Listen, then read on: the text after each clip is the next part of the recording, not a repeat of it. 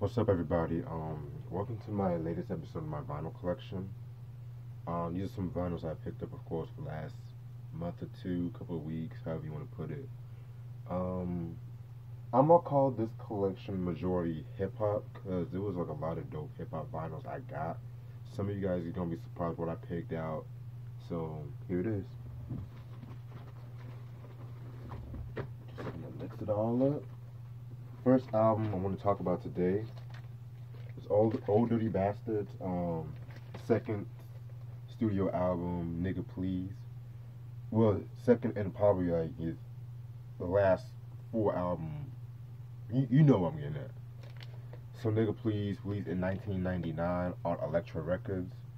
You guys should know who Old Dirty Bastard is. He is a member of the Wu-Tang Clan, known for his delivery, like very comedic dude. Rest in peace, by the way. Yeah. Single, I think his own album only came out with like one official single, which is "Got Your Money" featuring Khalees. Which, on some real shit, I there's a time I used to really like that song, but then over the years, I kind of cat. It's like one of those songs you have to be in the right moment to play it and shit. So, and also around this time, he was like had like a jail sentence around this time. So, yeah. Stay tuned for my thoughts on this album when I talk about the Wu solo albums, the second wave. So that's all I'm gonna say for right now. Next album, we got Showbiz and AG with Runaway Slave. This is actually their first studio album. Well, actually, yeah, it's not like their first release because I think they dropped an EP. I think they dropped an EP before and stuff like that. Let me double check because I could be wrong.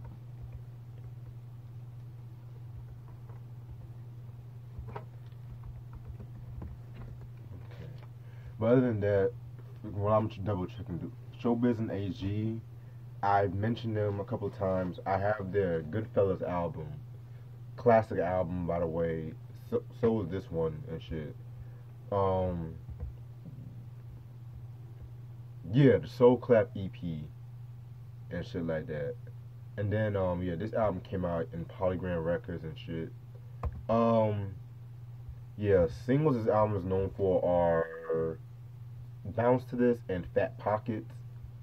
The Fat Pockets, you guys should know, is the video version is not on this album, which kind of sucked for me because I like the video version. Those horns on the video version, like dun dun dun dun dun dun dun dun. Like yeah, this is a hip hop classic right here. Like this is DITC at its prime. Um, Definitely dope and shit like that. Love this album. Love how gritty and dark it was and shit. Yeah, man. Expect a review on this album. You know, can't go wrong with Showbiz and AG. Taking a little break from hip hop, we got Isaac Hayes with his Black Moses album, released in 1971. Wait, is it 1971?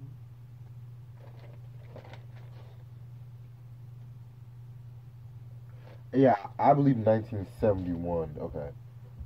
So yeah, another artist I mentioned a couple times in this channel. Um, this was like his follow up to the Shaft soundtrack and shit like that. I wish I would have had the actual cover where he's kind of like had like this like religious get up going, but I saw this in Dollar Bin for $1. I've been looking for this album for years. I was like, fuck it, cover or no cover, the music is still the music. So yeah, single. The only single I know this album came out with was "Never Can Say Goodbye." That was like the only official single, and you guys should know that song. Covered it countless times. Jackson 5, you know, they made that song famous. Clifton Davis. Um, wrote the song. You guys should know Clifton Davis. He played the Reverend off the show Amen. Underrated sitcom back in the 80s, in my opinion, but that's another story for a different day. Other than that, Black Moses, very good album right here, very soulful. One of his best albums in my opinion. Must have. Then we got my girl Rah Digga. Oh, by the way, I know you guys are probably wondering why don't you have like the full cover of certain albums? Well, the majority of the hip hop albums I cop from the vinyl store I go to, they were like promo copies. So I was like, promo copy, no, it's still the music and shit. And some of these albums I got promo copies of. I've been looking for a while. So Rah Digga, the Dirty Harriet album, 2000 this was released. Let me say, yeah, 2000. You guys, in case you guys don't know who Rah Digga is, she's a female MC. I believe she is from Long Island, if I'm not mistaken. Let me double check. No, she was born in New York, New Jersey.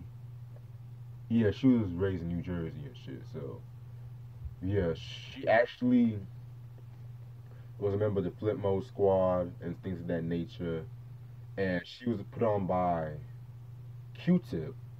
Q-Tip saw her rapping at the Lyricist Lounge and shit like that. And that led to Busta Rhymes, a meeting with Busta Rhymes and shit like that. And she dropped, she appeared on countless songs and shit like that, definitely on the Flip Mode Squad, the Imperial joint and shit, which is a dope compilation, which I'll probably get my hands on pretty soon, since I got all these like Busta albums and shit. So yeah, but this album was released in 2000, by the way. I'm in the slap era, and so yeah, this album came out.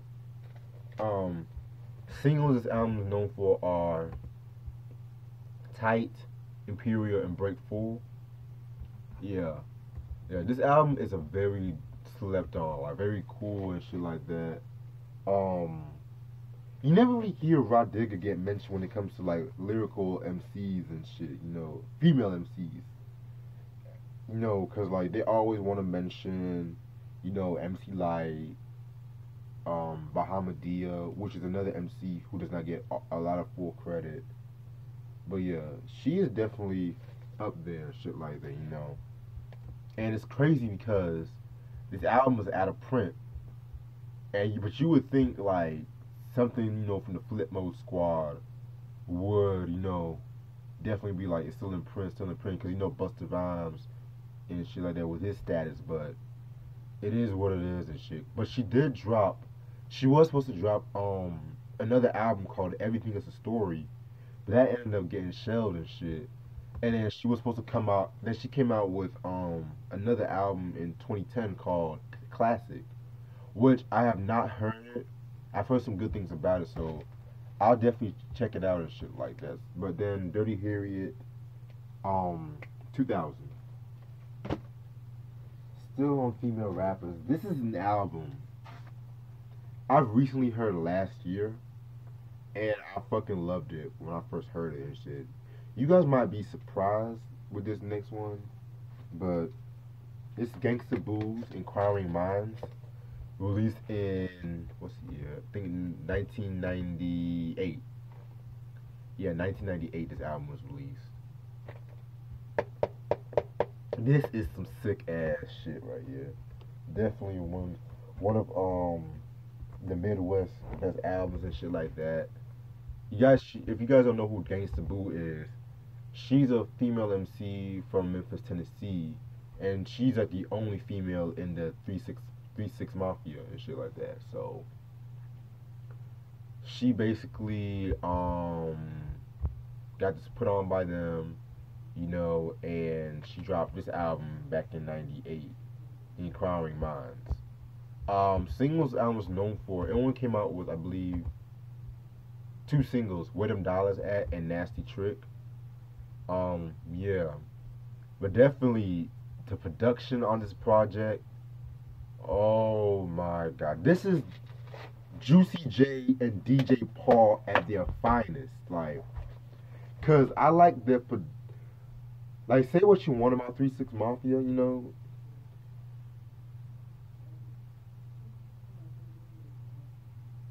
I'm sorry, but anyway, say what you want about 3 6 Mafia, you know, their music now, but back in the day, like from '95 all the way maybe up to like the mid to late 2000s, production wise, rapping wise, you know, they were still like intact and shit. But now that they got all this mainstream shit and Juicy J's doing songs with like pop stars and shit, it's just like not the same. But anyway, that's another story for a different day.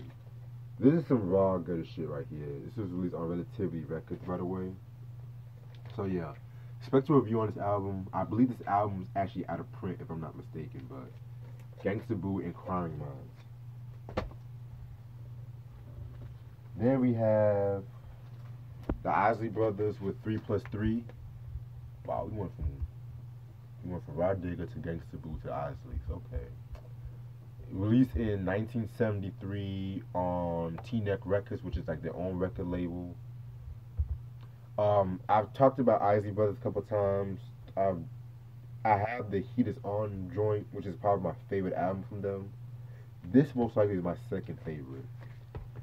It only came out with like 2 official singles, which was That Lady, which was like the biggest song off the project. What's the name of the other song? What it comes down to, and The Highways of My Life. This was a very important record because it was really the first time that, cause like many people don't even realize, was the Isley Brothers did not really start out as with 6 members like you guys are known as them as. The original lineup was just Rudolph, O'Kelly, and Ronald and shit. Then by like 1973, 1972, they got the 3 other brothers, Chris, Marvin, who's the name? I forgot the name of the other one. Chris Marvin. Jack, I think Ernie. Chris, Marvin, and Ernie. How can I forget that? But yeah. So this was the album where they all felt like a family unit. And if you ask me, this is the album that kind of began like their prime, if you ask me, because I would say that their prime was from 1973. Well, I actually scratched that. I would say 1972 to 1983ish, you know. But yeah, this was definitely a smooth album, you know. Say like, you know, you have like a 70s party or some shit, blue light parties, you know, basement party. This is the album you play this shit at, you know. Fucking love this album. Yeah. This is the next album, but is this what many people consider to be the greatest live album of all time? This shit. The Who, Live at Leeds, 1970 on Decca under MCA. For those of you who don't know, you guys should know who the Who are. British English group. Pete Townsend, Roger Daltrey, Keith Moon, rest in peace. John and Newell, rest in peace. Yeah, this was released right after the whole Tommy project. Cause by that time they had like a reputation of dope live performances. Cause you know they'll smash guitars, smashing mic stands. You know, it was like the beginning of like punk rock in a way. And none other album best demonstrates the live raw energy than this project right here. Only came out with 1 official single, which was Summertime Blues, Heaven and Hell. They performed this at the Leeds University. Definitely dope album and shit like that. Must have in your collection if you're a Who fan. Expect a review on this.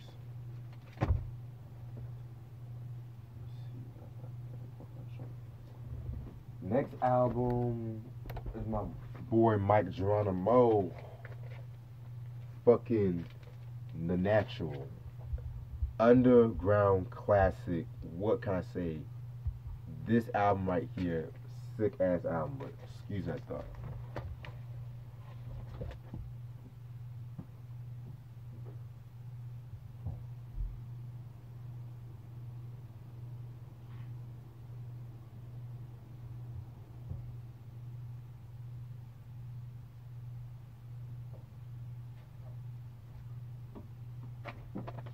sorry about that. My throat got dry. But released in 1995. This was released on TVT Records. We really don't know who Mike Geronimo is. Excuse me. He's an MC. I think he was originally from. I think he's from Brooklyn, if I'm not mistaken. Let me double check. No, he's from Queens. Excuse me.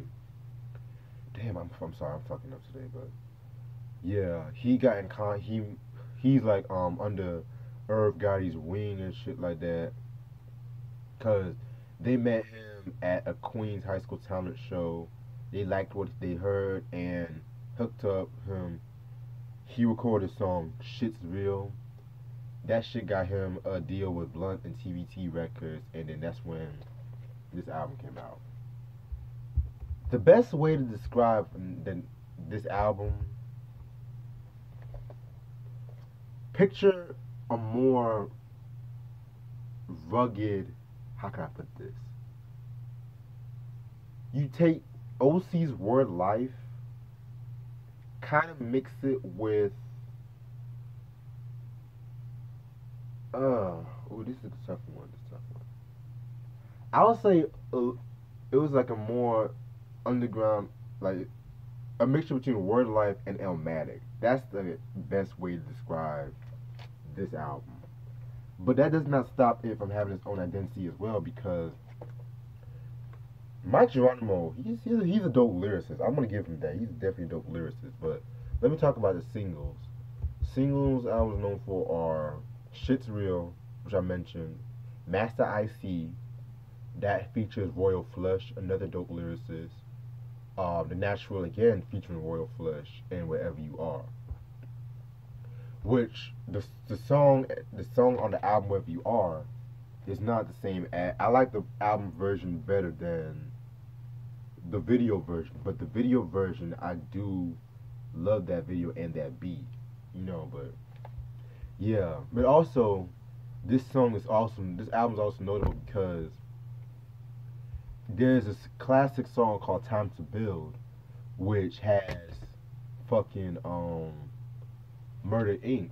And if you guys have watched my review on the Streets is Watching soundtrack, Jay-Z, DMX, Ja Rule, and shit. So, yeah. They were all fucking hungry on that shit, like. And if you guys also pay attention to some of the production credits, Irv Gotti produced a couple of joints on this shit too, so. And this was like way before the whole Murder Inc., the Thugs Need Love movement, kinda. And his beats back in those like 94, mid 90s, especially when he was producing for Cash Money Click, it's a contrast to what he was known for. Like, it was like more dirty and more grimy and shit. But I'm definitely doing a review on this project and shit.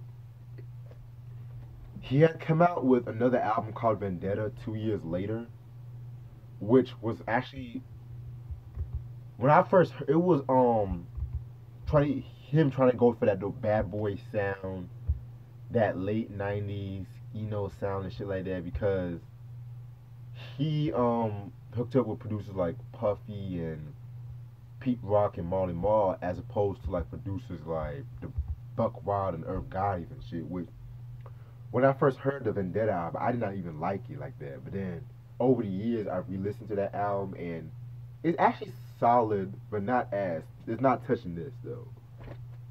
And both of those albums are out of print, so go figure. Okay, let's see.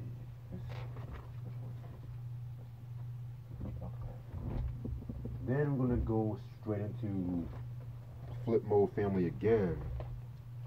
This is Busta Rhymes' third studio album, Extinction Level Event, The Final World Front, released in 1998 on what's the label? Elektra.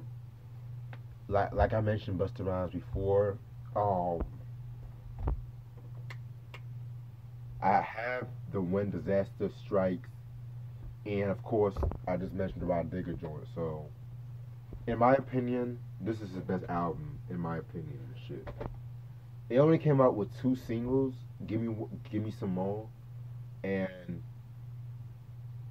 What's it gonna be? Gonna make your body sweat. However you want to put it. Featuring Janet Jackson. One that's whoo.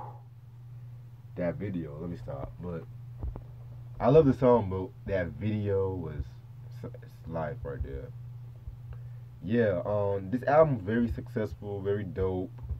Um, got 3 Grammy nominations: Best Rap Album, Best Rap Solo nomination for Give Me Some More, Best Performed by Duo Rap Group nomination, which of course is gonna be. Cause this was still continuing his with the world's gonna end theme and shit like that. So definitely dope album. Such a review on this album right here. He was kind of being more versatile with his album. Like he had some heavy metal, some horrorcore, some kind of crunk kind of songs here. Favorite song off this project, I'm just gonna put it for you right now. Is They Riding With Us or Getting Rowdy With Us featuring Mystical? Come on. Busta, Mystical, 98. That's all I'm gonna say. Anyway, then we're gonna jump into Minneapolis with Tom. Self-titled debut, released in 1981. On Warner Brothers, if I'm not mistaken. Let me double check. Yeah. Yeah, Warner Brothers. For those, okay, you guys should know the time, but for those of you who don't know, they were a group from Minneapolis. They were affiliated with Prince. Consists of Morris Day, Jerome, Jesse Johnson, Jimmy Jam, Terry Lewis. You guys heard those names before. Jelly Bean Johnson, all that crap, So this album came out in 1981. Singles I was known for Get It Up, which TLC covered that song. Oh shit, I have to speed up this though. But yeah, Get It Up, Girl and Cool. COOL. Like, yeah. Definitely, this is a very groundbreaking album when it comes to like the whole Minneapolis sound. And it's kind of crazy because Morris was not supposed to even be the time. It was supposed to be Alexander O'Neal. But Alexander O'Neal, I'm gonna save that when I review this album.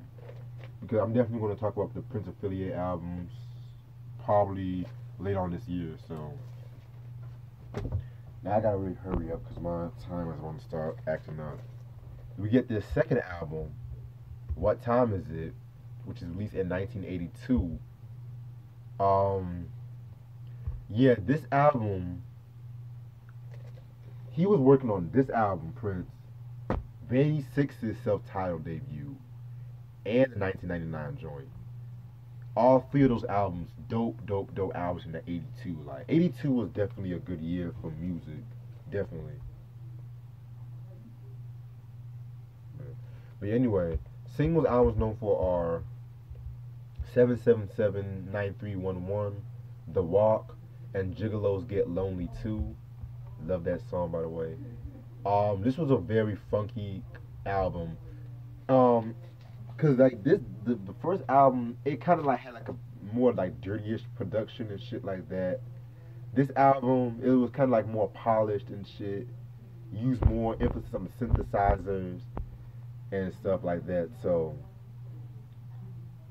yeah, so definitely a classic album in my opinion. Morris, Morris definitely one of the best frontman in my opinion. This is an album that I'm about to show you guys. I never expected myself to actually own an album from this artist. But every time I go to the record store, I've always seen this album. I'm like, you know what? It's only $5. It's not going to hurt you. MC Hammer, The Funky Headhunter, released in 1994 on Giant under Reprise under Warner Brothers. Yes, mark your calendars. April 7, 2018. I actually own an MC Hammer album. Mark your calendars for that. Yeah, and it's what many people consider his controversial album. Singles albums known for are Pumps in the Bump.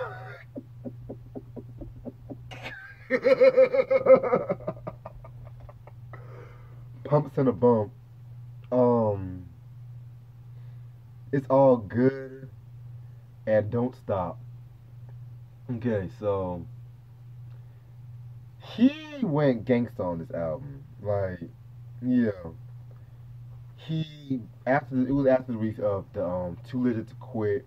He was going through some backlash, some financial bullshit and stuff like that. You know, he always went through some financial stuff. So yeah, so he went for that gangster sound, because you gotta remember this was released in '94 when hip hop in general was just going gangster. You know, Death Row Records was running shit. Rappers were like going for that more harder sound and shit like that. So yeah, man. I mean, he had to do what he had to do. Yes, it's gimmicky, but let's be real. If you see this climate of music today, all these R&B singers acting gangster, everyone going for that whole trap sound, that whole South sound and shit like that. It's no different than what him was going through around this times and shit like that. But I'm gonna talk more about this album because my time is about to run out. So to be continued.